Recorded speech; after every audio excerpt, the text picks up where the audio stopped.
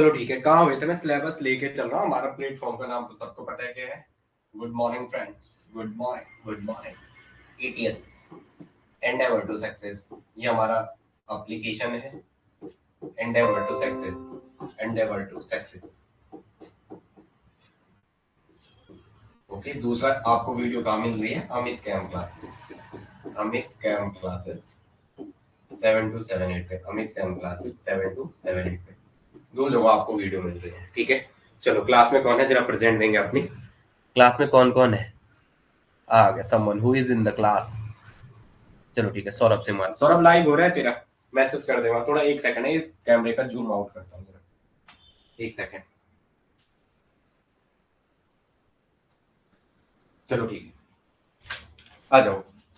ये चीजें हमारी हुई थी, जहां से कल हुए थे उससे आगे शुरू कर लेते हैं। ठीक है, कल हमने क्या देखा था? कोलॉइड्स के बारे में देखा था, उसकी कुछ प्रॉपर्टीज देखी थी, फिजिकल प्रॉपर्टीज। उससे आगे कुछ और बातें करते हैं कि क्या क्या होगा। ठीक है, आगे लिखेंगे नेक्स्ट। सिर्फ आ गया ना? कंडेंसेशन पे खत्म किया था, उसके फिजिकल मेथड सारे बताए थे, क्या क्या होता है, आयन एक्सचेंज, सॉल्वेंट एक्सचेंज, जितनी सारी चीजें कराई थी। ठीक है, एक वेपर्स वाला बताया था कि वेपर्स ही हो रहा है, फिर उसको कंडेंस फॉर्म मिल गया, वो सारी चीजें कल हो गई थी। चलो आगे नेक्स्ट आते हैं। देखो थोड़ा मैं सिलेबस आपको दिखा दूं। सिलेबस आपके हाथ में ऐसा होना चाहिए। हमारा टॉपिक क्या चल रहा है? फिजिकल केमिस्ट्री का चल रहा है और कोलाइडल स्टेट चल रहा है। डेफिनेशन ऑफ कोलाइड्स हो गई है, क्लासिफिकेशन ऑफ कोलाइड्स हो गया है, solid in solid liquid salts हो गया है, काइनेटिक अब ये चल रहा है, प्रॉपर्टीज अब चलेंगे। ठीक है, इसके बी पोर्शन पे हम अब आ रहे हैं, टाइप्स ऑफ, ये बात करते हैं। ठीक है, ये इतनी चीजें हो चुकी हैं यहाँ से। चलो आगे, एक ऐसा दे रखा, सपोज ऐसा ऐसी रिएक्शन दे रखी है, NiCO का होल 4, NiCO का होल 4, निकिल टेट्रा कार्बोनेट, इसको तोड़ा Ni में, Ni में, और 4CO बना, 4 कार्बोनिल के मॉलिक्यूल बना। तो ये Ni जो बना ये सॉल्ट्स है, ये क्या है? सॉल्ट्स है। आपको पूछ दिया ये कौन सा मेथड है, डबल डिकम्पोजिशन या फ्रेगमेंटेशन वगैरह वगैरह। डबल डिकम्पोजिशन या बोल देगा इसमें ऑक्सीडेशन हो रहा है, रिडक्शन हो रहा है, क्या आप बोलोगे? तो आंसर कल हमने पढ़ा था इसका, डिसोसिएशन मेथड। क्या पढ़ा था? Dissociation method. तो ये क्या है? This is dissociation. ये क्या है? डिसोसिएशन। ये क्या है? डिसोसिएशन। ये क्या है? Dissociation method. सॉल्व को बनाया हमने किससे? डिसोसिएशन से। आप लिखो ना ऑप्शन में बता रहा हूँ, क्वेश्चन प्रैक्टिस में देखेंगे। This is dissociation. आज से ही शुरू करते हैं, क्वेश्चन बैंक तो है उसको स्टार्ट करते हैं। ये कैसा प्रोसेस है?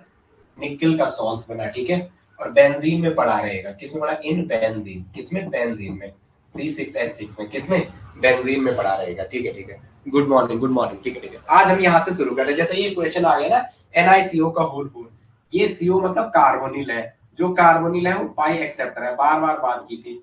जो कार्बोनिल है वो पाई एक्सेप्टर है, पाई एक्सेप्टर है। वो कार्बोनिल क्या है? पाई एक्सेप्टर है, पाई एक्सेप्टर, वो पाई एक्सेप्टर है। क्या करेगा? पाई पाई एक्सेप्टर है। जैसे वो पाई एक्सेप्टर है, इस वाले टर्मिनस पे होता है सबसे हाई वाले, सिन कोनो फैन बाई, सिन कोनो फैन बाई लास्ट में होता है। आपको पूछ दिया इससे ये सॉल्व बन रहा है, तो ये कौन सा मेथड है? डिसोसिएशन है या कॉम्बिनेशन है? उठ पटांग ऑप्शन दे देगा डायरेक्टली, आग बंद करके। यहाँ पे निकिल टेट्रा कार्बोनिल, इसका नाम क्या है? Nickel tetra carbonyl. Nickel tetra carbonyl ये टूट रहा है, किसमें टूट रहा है? निकिल और 4 कार्बोनिल के मॉलिक्यूल में। तो यहाँ पे सॉल्ट बना, जो सॉल्ट बना वो किसका बना? निकिल का। Ni का मतलब क्या है? निकिल। ठीक है, nickel. Scandium, titanium, vanadium, chromium, manganese, iron, cobalt, nickel, copper, zinc. Nickel, copper, zinc बोला बेटा। साइला, यहाँ पे यट्रियम आएगा, फिर क्या आएगा? लॉरेंसियम। यट्रिसाइला है ऐसी, यट्रियम, YB पे, YB गलत है, YB यहाँ पे क्या आएगा? YB, साइला है AC, साइल, यहाँ पे लॉरेंसियम आ जाएगा। 3 जर्कोनियम और हाफोनियम, 3 जगह से। वीना, वीना विथ पेंडेलम ने क्या क्राइम करे? मुंबई वाले क्राइम करे, मुंबई वाले। मन रिंगी, टाइटेनियम, मन और रिनियम। फिरोज, रूथनियम और ऑस्मियम। फिरोज, ऑस्मियम, कैपिटल और स्मॉल एस, कैपिटल ओ और स्मॉल एस। डी ब्लॉक की तैयारी करो ना, साथ साथ याद भी करना। ये क्या है? कौन रोया, कौन रोया इस रक्त जहां के मरने पे? कौन रोया इस रक्त जहां? इरिडियम, ये ऊपर वाला रोडियम। कौन रोया इस रक्त जहां के मरने पे? निकिल पड़ा प्लेटिनम के चक्कर में, निकिल पड़ा प्लेटिनम के चक्कर में। ये 3D सीरीज है, ये 4D सीरीज है, और ये 5D सीरीज है। जैसे ना 4D, 3D और 4D और 5D के बीच गैप कम हो जाता है, इसके इसके भी थोड़ा ज्यादा रहता है। अब हमने ये कहा था ये निकिल कौन से का पूछ देगा आपको, तो निकिल कहाँ आ रहा है? निकिल आ रहा है 3D में। ये कौन सी सीरीज का है? 3D में। ठीक है, ये है, ये हो गया nickel, nickel copper, zinc, zinc, zinc, zinc caddy mercury, zinc caddy mercury. कौन आज आए होंगे, कौन आज आए होंगे, ये आपको थोड़ा थोड़ा बोलते जाना है जो मैं बोलता हूँ वीडियो को बार बार। तीसरा बंदा कौन है, गुड मॉर्निंग तो बोल दो, कौन है, सौरभ है, प्रियंका है और दमयंती पहुंच चुके हैं। चलो बता, ओके आ जाओ। इसका मेथड क्या हो जाएगा, डिसोसिएशन। क्या हो जाएगा, डिसोसिएशन। अब लिखो chemical method of double decomposition, chemical method of double decomposition. Salts को बनाने की हम विधियां देख रहे हैं, क्वेश्चन कैसे भी आ जाए। Chemical methods of double decomposition, chemical methods of double decomposition, chemical methods of double decomposition, chemical method of double decomposition, chemical method of double decomposition. किसका मेथड है ये, केमिकल मेथड है किसका, डबल डिकम्पोजिशन का। Good morning, good morning. Double decomposition मतलब दो चीज होना, एक स्पीसीज का ऑक्सीडेशन दिमाग में रख दो, एक का अगर ऑक्सीडेशन होगा, एक का अगर ऑक्सीडेशन होगा तो दूसरे का रिडक्शन होगा, एक का अगर ऑक्सीडेशन होगा, एक का अगर ऑक्सीडेशन होगा तो दूसरे का रिडक्शन, तो दूसरे का रिडक्शन, तो दूसरे का रिडक्शन, तो दूसरे का रिडक्शन। ऑक्सीडेशन तो सबको पता है ना, ऑक्सीडेशन क्या होता है, increase in oxidation state, lose या loss of electron is oxidation, gain of electron is reduction. अगर एक इलेक्ट्रॉन का रिडक्शन होगा, अगर एक का रिडक्शन होगा तो दूसरे का क्या होगा, अगर एक का रिडक्शन होगा होगा तो दूसरे का ऑक्सीडेशन होगा, दूसरे का क्या होगा, ऑक्सीडेशन होगा, दूसरे का क्या होगा, ऑक्सीडेशन होगा, दूसरे का क्या होगा, ऑक्सीडेशन। एक का अगर रिडक्शन होगा दूसरे का ऑक्सीडेशन, एक का अगर ऑक्सीडेशन हो तो दूसरे का क्या हो जाएगा, रिडक्शन हो जाएगा, दूसरे का क्या हो जाएगा, रिडक्शन हो जाएगा। आ जाओ लिखो, H2S gas is need for this process. H2 gas is H2 gas is H2 gas is needed for this process. Needed for this process. H2O gas is needed for this process. इस process के लिए किसकी need होती है, H2S gas की, H2S hydrogen sulphide, किसकी, hydrogen sulphide की need होती है इसके लिए, किसकी नीड होती है, हाइड्रोजन सल्फाइड के लिए। और बच्चे कहाँ गए क्लास में, इंटरेस्ट नहीं आ रहा क्या, लाइव क्लास में लिखेंगे। पहले AS2O3 क्या है, AS2O3 आर्सेनियम ऑक्साइड लिख देंगे, arsenic, arsenic arsenic oxide, ARSENIC arsenic oxide, arsenic oxide. Oxidation state निकालना साथ साथ सीखो, जिसकी निकालते हैं उसकी एक्स कहते हैं, जिसकी निकालते हैं उसकी एक्स कहते हैं। माना आर्सेनिक की ऑक्सीडेशन एक्स है, आपने लिखना, तो ये एक्स है और इसमें कितने का गुणा है, 2 का, प्लस ऑक्सीजन का कंट्रीब्यूशन -2 होता है, H का +1 होता है, Cl का -1 होता है, जितने भी हेलोजन आते हैं उन सबका कंट्रीब्यूशन क्या होता है, -1 होता है, पहले भी कराया आपको। तो इसकी ऑक्सीजन ऑक्सीजन का -2 होता है, ऐसा है 3 बराबर के बाद कोई चार्ज नहीं, ट्वाइस एक्स माइनस 6 बराबर 0, ट्वाइस एक्स बराबर प्लस के 6, एक्स बराबर प्लस के 3, एक्स बराबर प्लस के 3, जिसपे चार्ज, इसमें कौन सी ऑक्सीडेशन स्टेट में, आर्सेनिक, प्लस के 3 में।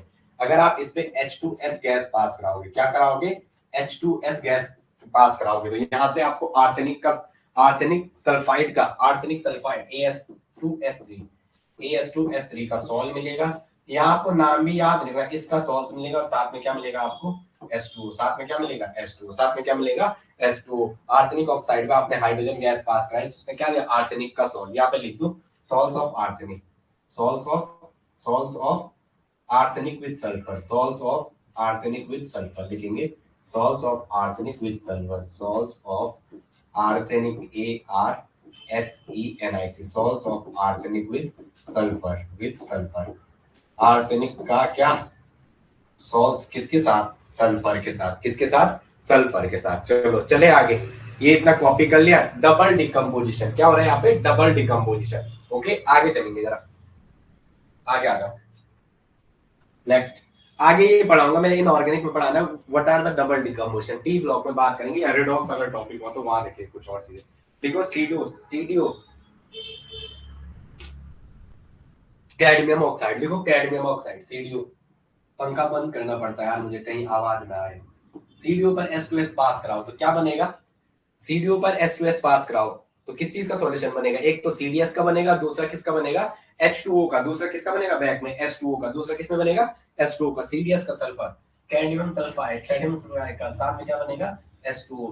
तो ये क्या, salts of cadmium with sulphur, salts of cadmium, salts of cadmium with sulphur. अभी तो मेरे बच्चों के दिमाग में आ रहा होगा, ये तो पिछला वाला इसमें पूरा ही नहीं बताया।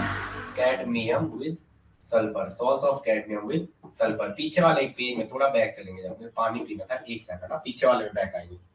इधर देखेंगे, इधर AS2S3 ही क्यों बना,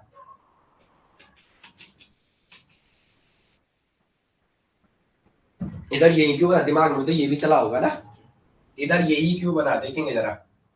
जिसकी निकाल रहे उसकी एक्स, आर्सेनिक की निकाले, ऐसे कितने हैं 2, इस वाले कॉम्प्लेक्स पे चार्ज 0 है, जिसकी निकाला माना आर्सेनिक की ऑक्सीडेशन स्टेट एक्स है, प्लस एस का होता है -2, ऐसे होते हैं 3 और बराबर के बाद चार्ज के 0, तो ट्वाइस एक्स -6 बराबर 0, ट्वाइस एक्स बराबर प्लस के 3 और एक्स बराबर, अबे क्या कर रहा हूँ, पहले ही आंसर लिख रहा हूँ क्या, ऐसा क्या कर रहा है, ट्वाइस एक्स इक्वल टू क्या लिखो, twice x equal two plus का 6, एक्स बराबर प्लस का 6/2, तो एक्स की वैल्यू कितनी आ जाएगी, प्लस की 3, एक्स की वैल्यू कितनी आ जाएगी, प्लस की 3, तो प्लस के 3 से प्लस के 3 में गया, प्लस के 3 से प्लस के 3 में गया, कहने का मतलब ये है, यही मैं बताना जरूरी होता है। इसमें भी कैडमियम, कैडमियम यहाँ +2 में है, यहाँ +2 में x माइनस जिसकी निकालते हैं उसकी x -2 बराबर 0, तो x बराबर +2, यहाँ भी x -2 बराबर 0, तो x बराबर +2, x की वैल्यू कितनी हो जाएगी, +2। ओके, जो जितना ऑक्सीडेशन स्टेट में है उसको उसी में रिगेन करो, लिखो HgCN2 पे H2S पास कराओ, HgCN पे H2S पास कराओ, तो क्या मिलेगा, Hg, पहले खुद को HgCN का होल ट्वाइस, कहने का मतलब क्या, इस पे H2S पास कराओ, तो आपको क्या मिलेगा, यहां से एक मिलेगा आपको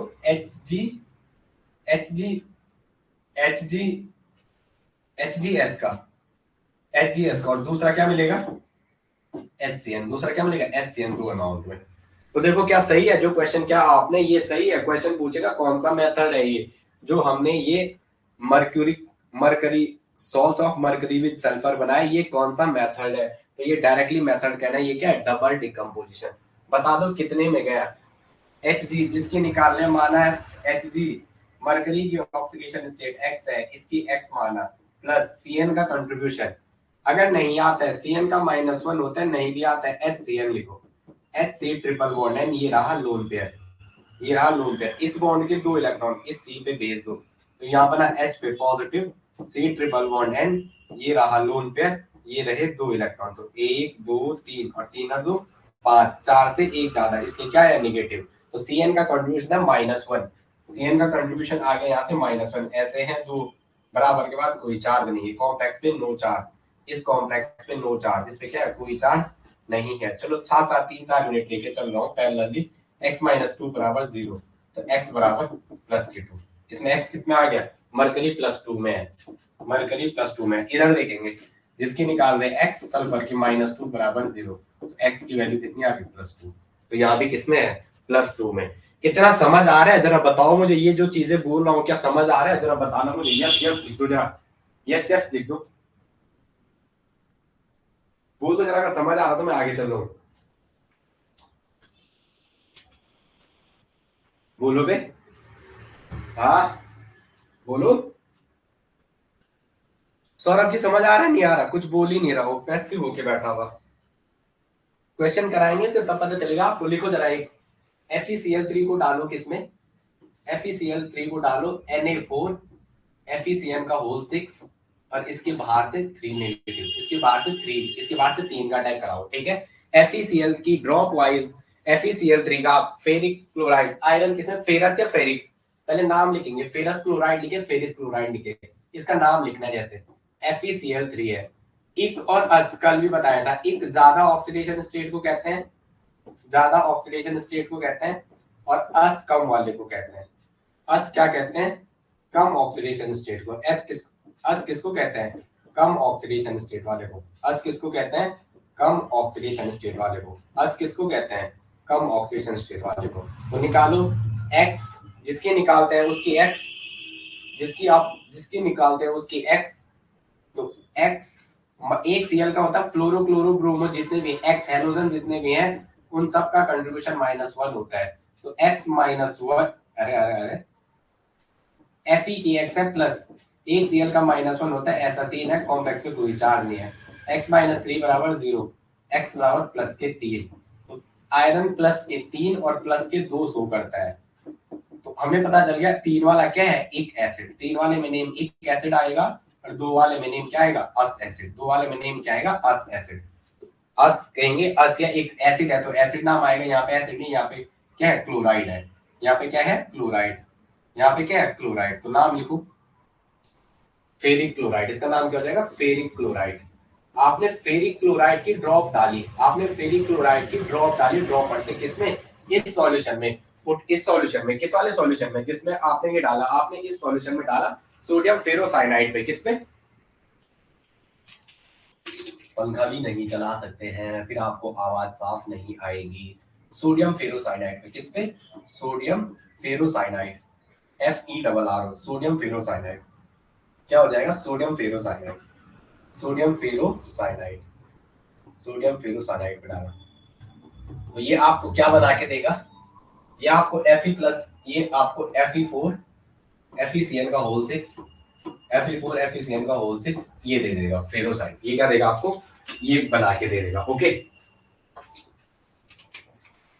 इसका नाम लिखेंगे Persian blue, this is Persian blue, इसका नाम लिखेंगे पर्शियन, नाम याद करेंगे, याद देखो Fe4 FeCN का होल 6, वहां याद नहीं आता है, मैं आपको जैसे पेपर में बता रहा हूँ, एक ऐसा आ गया तो 50,000 में आप सीधा पीछे हो जाओगे 50,000 बच्चों से एक साथ, FeCN का होल 6, वहां के ऑप्शन देखो, पर्शियन ब्लू का स्ट्रक्चर जैसे आ गया, FeCN का होल यहाँ 3 है, ऑप्शन नहीं बना के दिखाता हूँ फिर आपको लगेगा हाँ ऐसा भी होता होगा, यहाँ 3 है, एक में यहाँ 3 कर दिया, इसको Fe को ऐसे ही रहने दिया, और यहाँ क्या कर दिया, यहाँ 6 कर दिया, यहाँ 6 कर दिया, यहाँ 3 कर दिया, एक और ऑप्शन दे दिया, ये ए बोल दिया, इसमें कौन सा part, it is Persian blue, PRUSSIN, Persian blue, इसका नाम है पर्शियन ब्लू। ये क्या करता है, कुछ करता है आपको कुछ नहीं, मतलब सिर्फ पर्शियन ब्लू याद रखना है, Fe4 बड़ा ब्रैकेट FeCN का होल 6 3, Fe4 बड़ा ब्रैकेट FeCN का होल 6 3 बोलते जाना है। जैसे एक ऑप्शन भी लिखो जरा,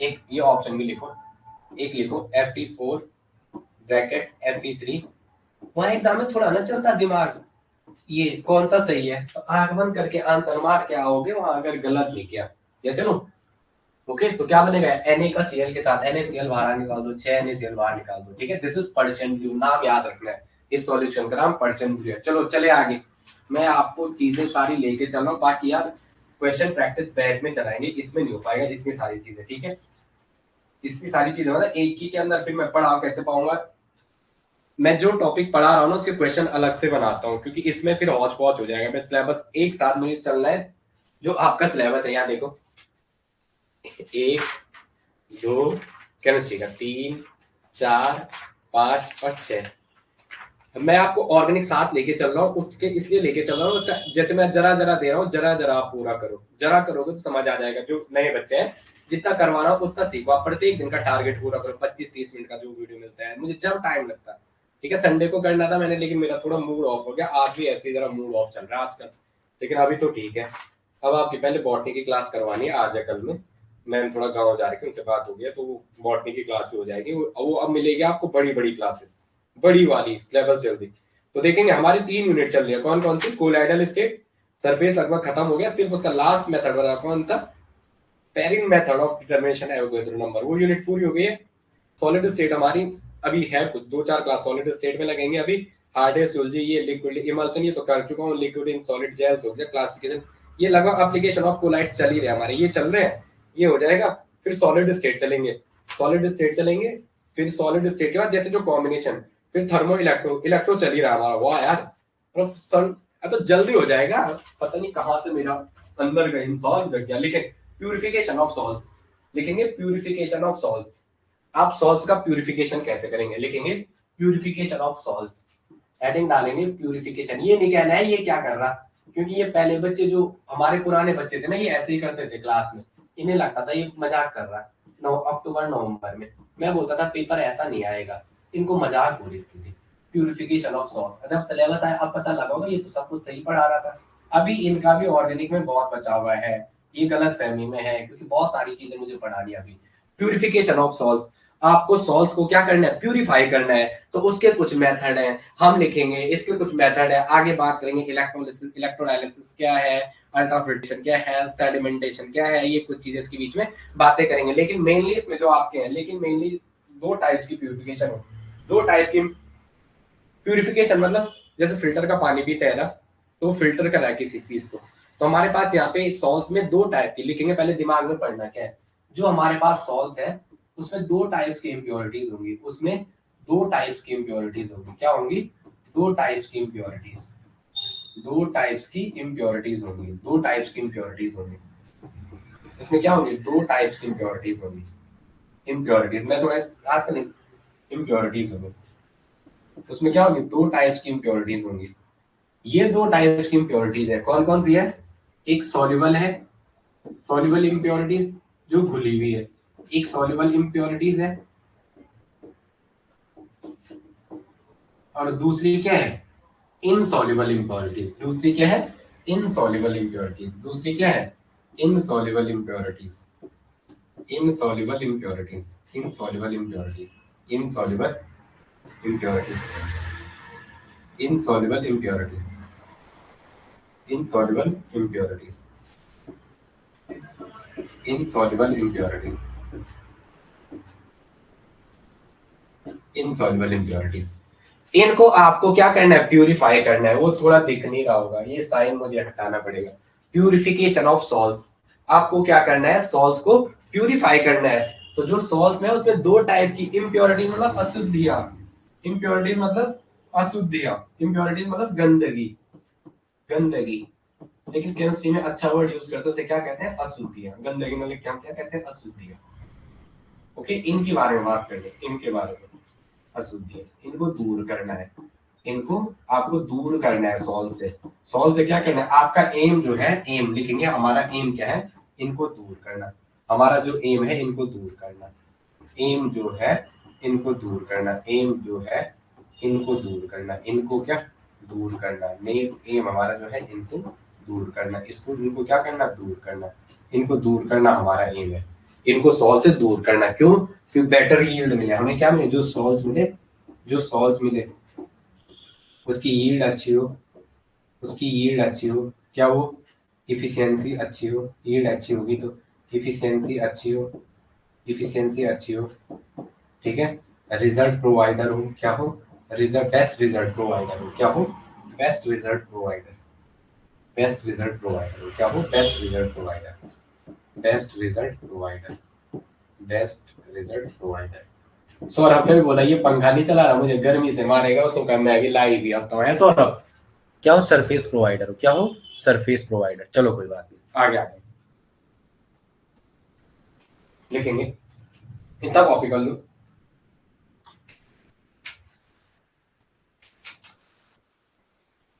लिखो इनसॉल्युबल इम्प्योरिटीज, हेडिंग डालो इनसॉल्युबल इम्प्योरिटीज।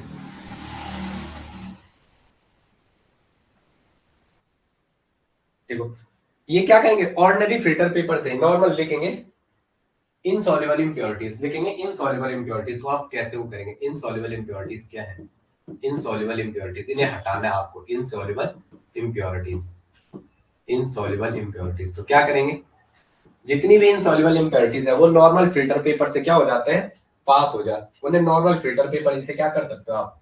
दूर कर सकते हो। लिखो normal filter paper is need, लिखेंगे normal filter paper is need, normal filter paper, normal filter paper is need, normal filter paper, normal filter paper is need, normal filter paper is need. इसी से ये क्या हो जाएंगे? दूर हो जाएंगे। आपको कुछ करने की जरूरत नहीं है। इजिली टू रिमूव, क्या कर सकते हैं आप इनको? इजिली टू रिमूव, जब इजिली हटा सकते हैं। इजिली टू रिमूव, रिमूव करना क्या है? इनको इजी है, इजिली टू रिमूव।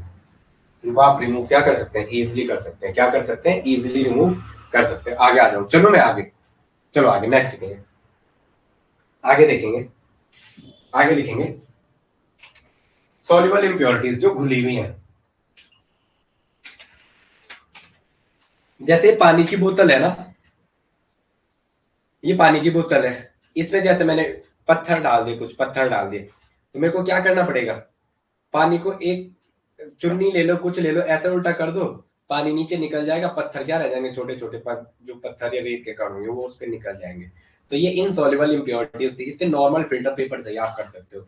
लेकिन जब सॉल्युबल इम्प्योरिटीज आ जाएगी तो उनके लिए आपको सम स्पेशल मेथड रिक्वायर्ड होंगे, ठीक है। लिखेंगे सॉल्युबल इम्प्योरिटीज, लिखेंगे सॉल्युबल इम्प्योरिटीज। सॉल्युबल इम्प्योरिटीज को आप कैसे वो करेंगे, तो सॉल्युबल इम्प्योरिटीज थोड़ा मेरे साथ रहेंगे, आप बोर नहीं होगा। अगर आप बोर होगे ना तो मैं फिर बोर हो जाऊंगा। सॉल्युबल इम्प्योरिटीज, सॉल्युबल इम्प्योरिटीज आप इनको कैसे वो कर सकते हैं, सॉल्युबल इम्प्योरिटीज इनको आपको सही करना है। सॉल्युबल इम्प्योरिटीज,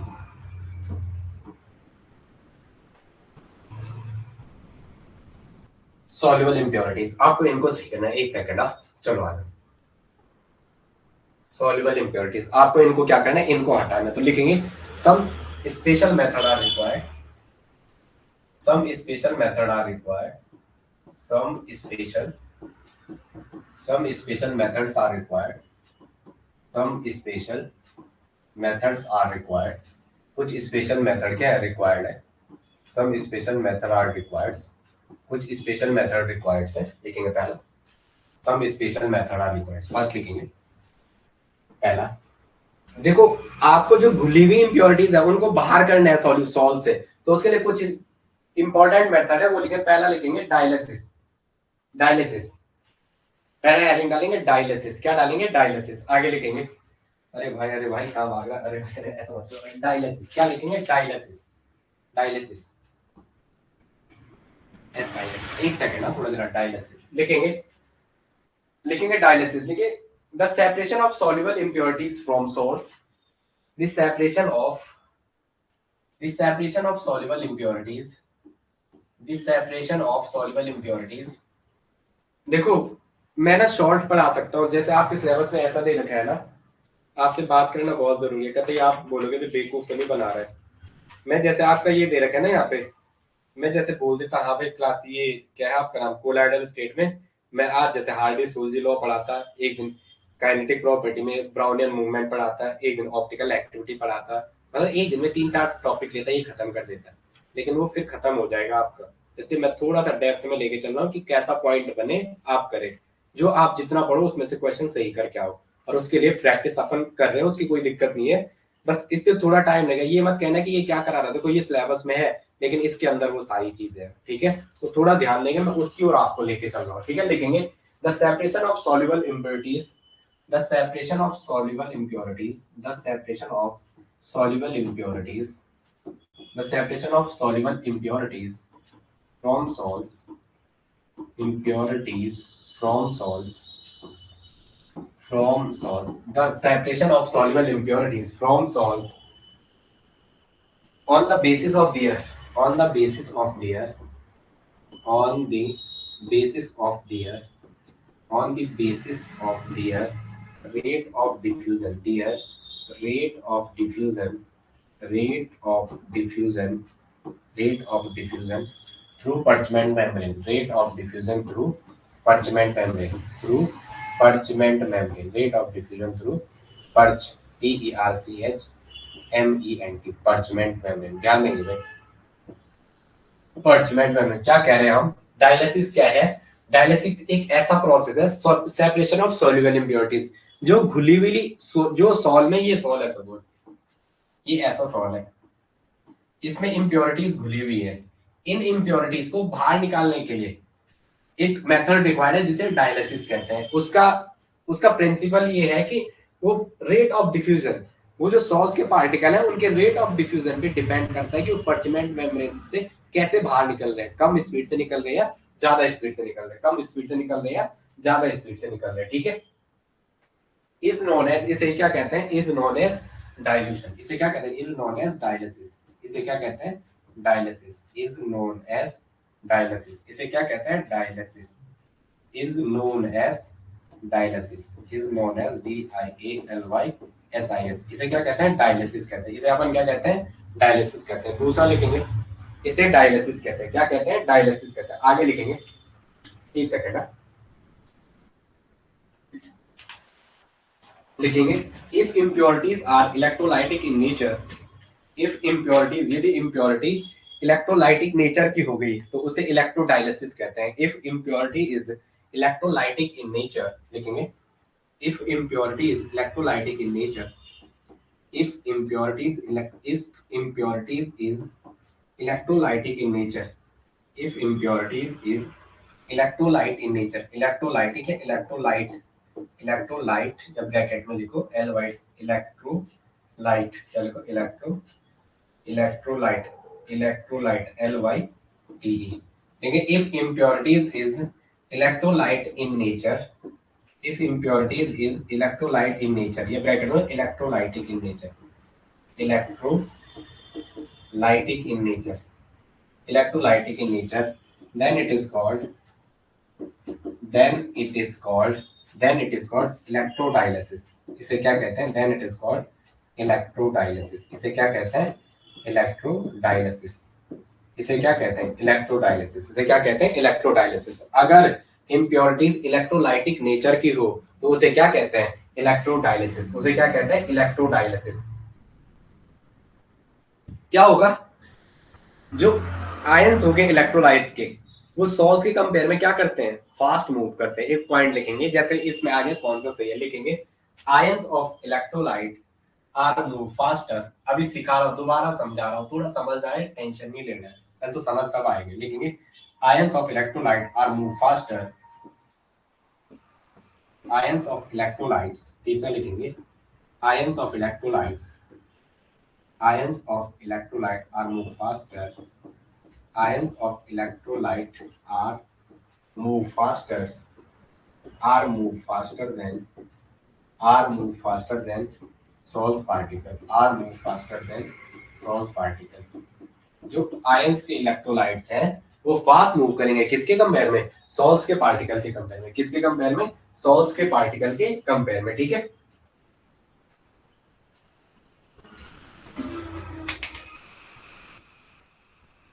नेक्स्ट ए, डायलिसिस क्या होता है? ये समझ आया नहीं आया? बताओ मुझे डायलिसिस क्या होता है? क्या करें यहाँ पे? Your connection is unable. एक सेकेंड, एक सेकेंड, एक सेकेंड, एक सेकेंड, एक सेकेंड। क्लास चल रही है हमारी? क्लास है, देखना जरा, आवाज है? आवाज है? ये कह रहा है यूर कनेक्शन इज अनेबल, देखना जरा आवाज है? सारे लोग देखना, ज्वाइन नहीं हो पा रहा क्यों? अरे आवाज है, मैं आपको क्या कह रहा हूँ, देखना जरा। 10-8 आवाज है ना? ठीक है, नहीं हो पा रहा मतलब?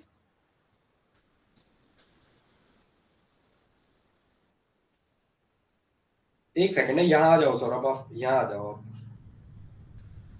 सबका तो हो रहा है, सर ज्वाइन नहीं हो पा रहा। अरे यार आपकी सेटिंग खराब होगी। आवाज है ना? ठीक है, ठीक है, वॉइस क्लियर है, ठीक है, ठीक है, ओके। एक बच्चे का वो, ये इलेक्ट्रोडायलिसिस में कुछ नहीं करना आपको, मैंने कहा पहले ये पूछ देगा कि कौन सी इंप्योरिटीज को हटाने के लिए यूज करते हैं। तो किसके लिए करता है डायलिसिस? इनसॉल्युबल इंप्योरिटीज को हटाने के लिए। फिर आपको पूछ लेगा इसका मेथड किस पे डिपेंड करता है? तो ये रेट ऑफ डिफ्यूजन, जो किस पे डिपेंड करता है? सॉल्ट पार्टिकल के रेट ऑफ डिफ्यूजन, मतलब भागने की दर। एक पर्चमेंट मेम्ब्रेन, कल भी एक बोला था, गांव में पुराने टाइम पे जब आप मक्खन बनाते थे, अब तो काफी चीज हो गई, ऐसा एक थैला रहता था ऐसा, इसमें क्या करते थे? मक्खन डालते थे ऐसे, मक्खन डाल दे तो यहाँ से इस पे छोटे छोटे पानी ऐसा निकलता, आराम आराम से, आराम आराम से, इससे पानी आराम आराम से बाहर निकलता, आराम आराम से पानी बाहर, ऐसे बहुत स्मॉलेस्ट पोर्स होते थे इसमें, पानी बहुत ही आराम से बाहर निकलता था। तो इनका रेट इसी पार्चमेंट मेम्ब्रेन को ऐसे ही इमेजिन करो कि यहाँ से बाहर निकलने का रेट जो अंदर रखा हुआ, ये पार्चमेंट मेम्ब्रेन मानो, डायग्राम बना दो जरा, ये वाली मेम्ब्रेन पार्चमेंट मेम्ब्रेन कह दो, पार्चमेंट मेम्ब्रेन, डायग्राम बना, पार्चमेंट मेम्ब्रेन, इसको पार्चमेंट मेम्ब्रेन कह दो। और इसको यहाँ ये सॉल पार्टिकल है अंदर, में थोड़ा व्हाइट कलर का दिखाता हूँ, क्या सॉल पार्टिकल, इसको मैं सॉल पार्टिकल कहता हूँ। इसको क्या कहता हूँ मैं? Sol particle. These are sol particle, these are sol particle. ये क्या है? Sol particle.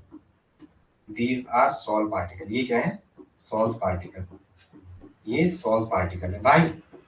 इसको क्या है? इनको यहाँ से बाहर आना है, तो इनका जो रेट ऑफ डिफ्यूजन है, डिफ्यूजन बाहर निकलना जो है, वो डिपेंड करता है, वो जो है इनका जो रेट, पार्चमेंट मेम्ब्रेन से बाहर डिफ्यूजन का जो रेट है वो डायलिसिस प्रोसेस का वो क्या एक बेसिक फंड है कि बेस इसका ये है कि ये पता है कितना रेट से बाहर निकलना, 40 की स्पीड से निकलना, 50 की स्पीड, 100 की स्पीड, 200, 300, 400, ये इस पे डिपेंड करता है और इसे डायलिसिस कहते हैं। फिर हमने कहा अगर इलेक्ट्रोलाइटिक इम्प्योरिटीज आएगी, इलेक्ट्रोलाइटिक इम्प्योरिटीज का जो बाहर निकलने का रेट है, आयंस के जो मूवमेंट का रेट है वो ज्यादा होगा किसके कंपेयर में, सॉल्ट पार्टिकल के कंपेयर में। इसके पर्चमेंट मेम्ब्रेन से अगर आपने सॉल्ट रखे हुए और एक इलेक्ट्रोलाइटिक सॉल्यूशन रखा हुआ तो इलेक्ट्रोलाइट्स के जो आयन है उनका रेट ऑफ डिफ्यूजन ज्यादा फास्ट होगा, ज्यादा फास्ट होगा। चलो डायग्राम बना दिया, आगे आ जाओ जरा लिखेंगे, हेडिंग डालेंगे अल्ट्रा फिल्ट्रेशन, अल्ट्रा फिल्ट्रेशन लिखेंगे, अल्ट्रा फिल्ट्रेशन, अल्ट्रा फिल्ट्रेशन। चलो कोई बात नहीं, अल्ट्रा फिल्ट्रेशन। सौरभ यार आप यहाँ आ जाओ, अल्ट्रा फिल्ट्रेशन ज्वाइन क्यों नहीं हो रहा, अल्ट्रा फिल्ट्रेशन, अल्ट्रा फिल्ट्रेशन लिखेंगे, ultra filtration, ultra filtration, ultra filtration. इसमें लिखेंगे अल्ट्रा फिल्ट्रेशन क्या होता है, कुछ नहीं होता अल्ट्रा फिल्ट्रेशन। आपको क्या करना है, ये भी सॉल्युबल इंप्योरिटीज को लिखेंगे, यहाँ पे हेडिंग डालेंगे अल्ट्रा फिल्ट्रेशन, अल्ट्रा फिल्ट्रेशन। देखते हैं थोड़ा जरा भाई साहब के क्या हाल होते हैं।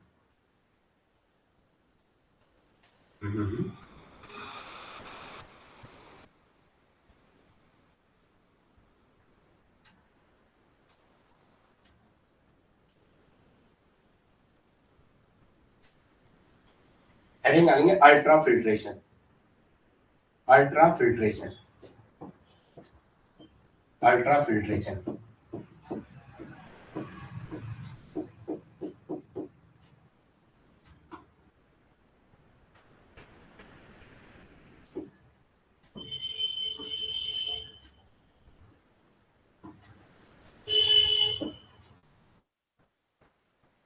लिखेंगे अल्ट्रा फिल्ट्रेशन। अबे क्या हो गया, छोड़ो यार, खोपड़ी खाना नहीं पता क्या कर रहा है। अल्ट्रा फिल्ट्रेशन लिखेंगे, it is a method of removal of ultra filtration. लिखेंगे it is a method of removal of ultra filtration, FILTERATION। It is a method of removal of soluble impurities from salt. It is method of removal. It is method of removal. It is methods of removal soluble impurities, soluble impurities, soluble impurities from salts, soluble impurities from salts, from salts। तो आपको ये question पूछ लेगा कि ये किस पे depend करता है कि इसका नेचर क्या है, ठीक है।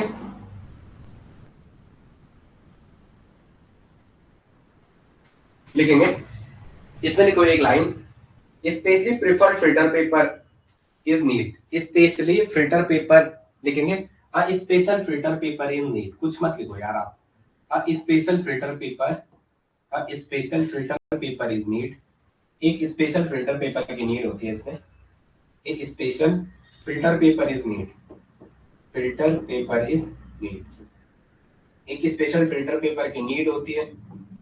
लेकिन पोर्स का जो साइज है, उसके जो पोर्स का जो साइज है, pores size belong to 40% categories, pores pores size belongs to 40% diffusion rate, 40% diffusion rate. जो पोर्स का साइज वो किस पे डिपेंड करता है, 40% डिफ्यूजन रेट पे। अब इसका हम थोड़ा सा बचा हुआ है इसकी केमिकल प्रॉपर्टीज पे, वही रिएक्शन आएगी। काइनेटिक प्रॉपर्टीज क्या है, ठीक है, Brownian movement, light scattering, Tyndall effect, ये आगे बात करते हैं आपको, ठीक है। चलो फोर्स का साइज बिलोंग करता है 40% रेट ऑफ डिफ्यूजन, ठीक है। देखेंगे,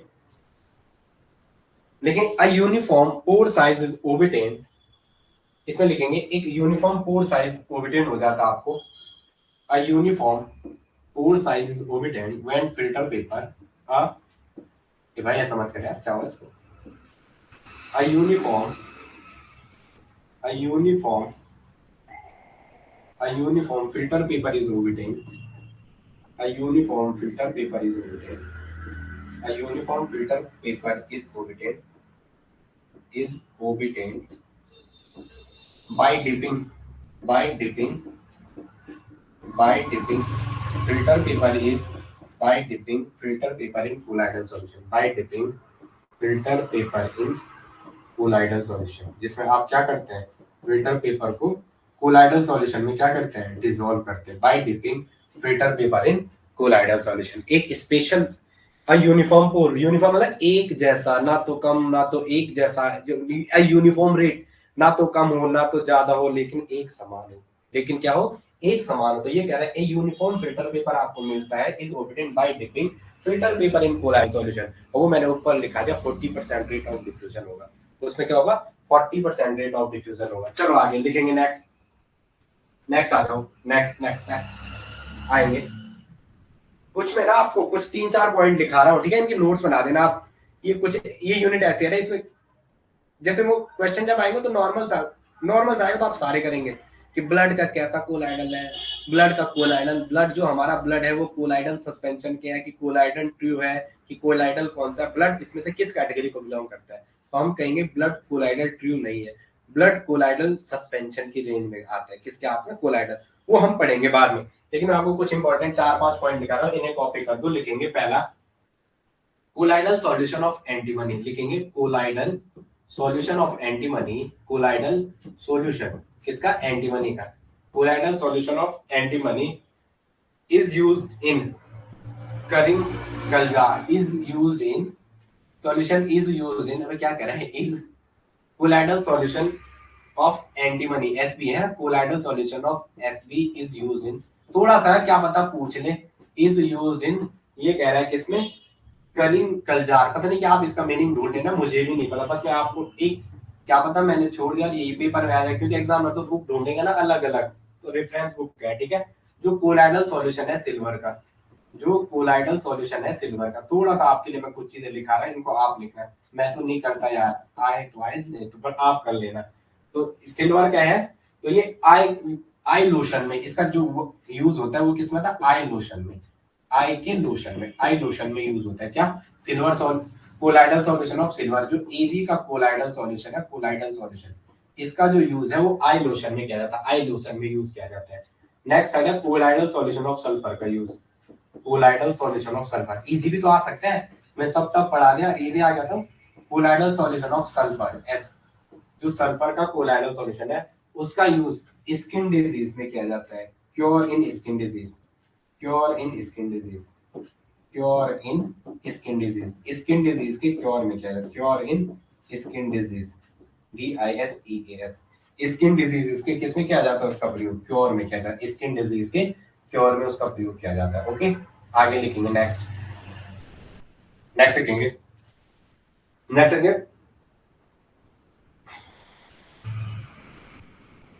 ये गोल्ड का कोलाइडल सॉल्यूशन पर्पल होता है, एक लाइन लिखेंगे, गोल्ड का कोलाइडल सॉल्यूशन पर्पल होता है, गोल्ड का कोलाइडल सॉल्यूशन पर्पल होता है, गोल्ड का कोलाइडल सॉल्यूशन कैसा होता है, जो गोल्ड का कोलाइडल सॉल्यूशन है वो पर्पल होता है, कैसा होता है, पर्पल, वो पर्पल कलर का होता है, कैसा होता है, पर्पल कलर का। नेक्स्ट लिखेंगे,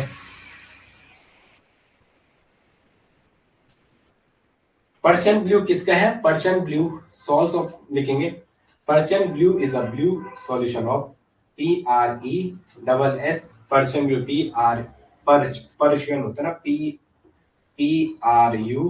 PRUSSIAN, Persian blue is a blue solution of, is a blue colloidal solution of, is a blue colloidal solution of, is a blue colloidal solution of ferric ferrocyanide, ferric ferrocyanide किसका है वो, ferric, मेरे को यार तबीयत खराब चल रही है मेरी कुछ दिन से, फेरोसाइनाइड, तो मैं इसलिए ना उतनी एफिशिएंसी से नहीं पढ़ा पा रहा हूँ आपको जितना देना चाहिए, मेरे को ऐसा लग रहा है।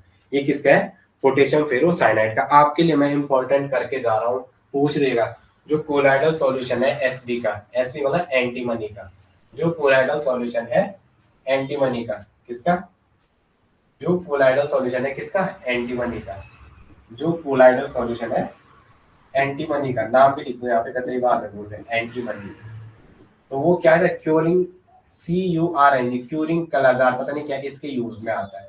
जो कोलाइडल सॉल्यूशन है सिल्वर का वो आई लोशन में यूज आता है।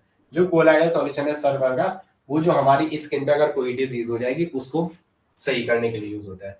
गोल्ड का सॉल्यूशन जो है उसका कलर कैसा होता है, पर्पल कलर का, क्या होता है, पर्पल कलर का। जो पर्शियन ब्लू है, बार बार कह रहा हूँ, वो क्या है, फेरिक फेरोसाइनाइड, वो क्या है, फेरिक फेरोसाइनाइड। बेटा जब पर्सन ब्लू का फॉर्मूला ही बता दो, मान जाऊंगा आपको। अगर आपने पर्सन ब्लू का फॉर्मूला बता दिया, बता दो पर्सन ब्लू, बता दो पर्सन ब्लू क्या था, बोल भी तो दो सर। हम बताते हैं Fe4 था, फिर Fe था सर, फिर Cn का होल 6 था, ये सारे ब्रैकेट के अंदर थे, इसके बाहर से कितने का है, 3 का। ये तो था पर्शियन ब्लू। ओके, चलो आज की क्लास को मैं यहाँ पे रोकता हूँ, बाकी सेकंड हाफ थर्ड हाफ में दूसरी क्लास लेता हूँ, ठीक है। तब तक के लिए जय हिंद, जय भारत, आपका दिन मंगलमय हो।